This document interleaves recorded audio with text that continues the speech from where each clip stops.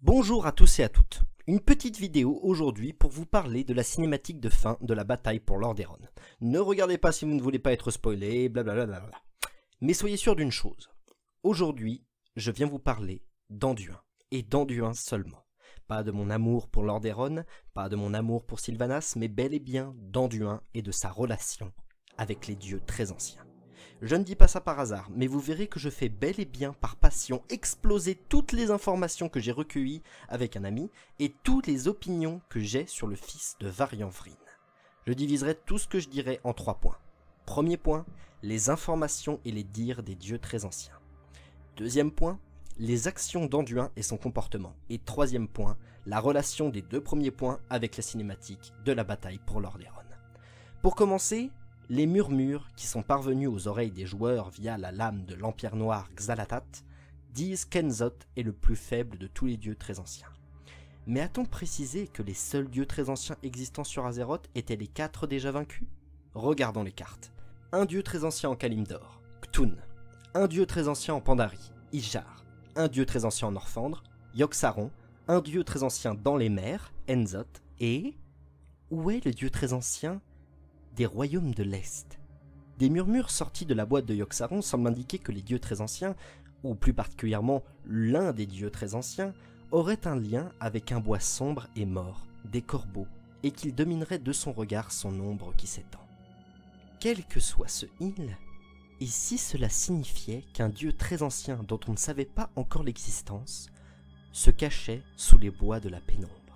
Les corbeaux et les bois morts et sombres semblent désigner la colline aux corbeaux. Et lorsque votre ombre s'étend, c'est devant vous. Et qu'est-ce qu'il y a devant la colline aux corbeaux? Elwyn et Hurlevent.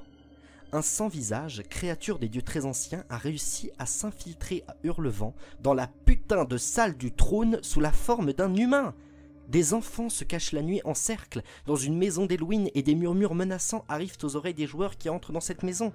Et si un dieu très ancien était même caché sous Elwyn, ou sous la montagne qui est proche d'Hurlevent, et étendait son influence sur Hurlevent? Et si Anduin lui-même était l'instrument des dieux très anciens? Soyons clairs. Anduin, qui ne prenait que la paix, que la trêve, l'amour entre les peuples, a envahi le territoire de la Horde, Silicus, pour s'emparer de leurs ressources. Ça s'appelle être un conquérant. Anduin est venu conquérir Silicus pour prendre l'Azérite à la Horde, à qui l'Azérite revenait de droit, puisqu'elle fut découverte dans le sol du territoire de la Horde. Pourquoi Anduin ferait ça?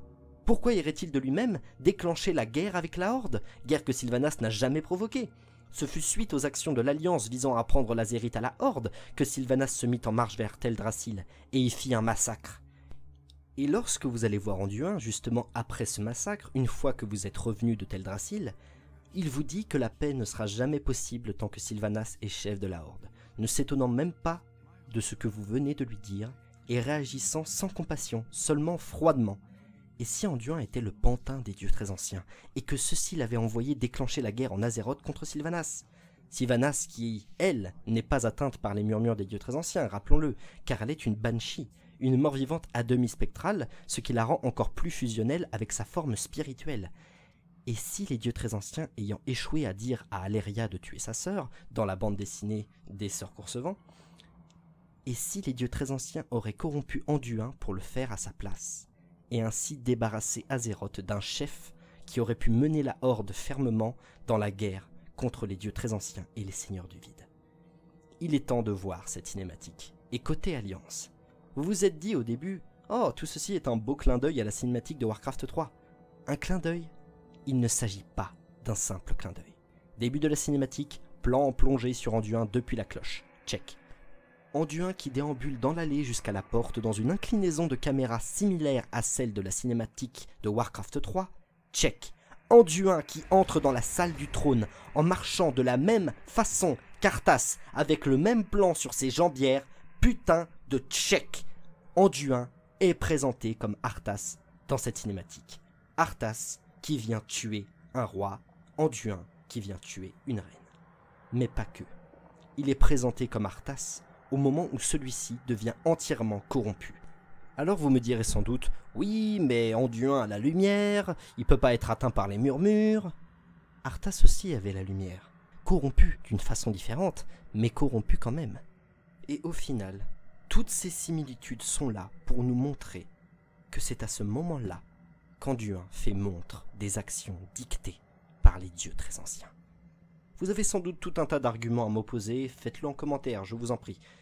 Mais je ne pense pas que tout ceci soit un hasard.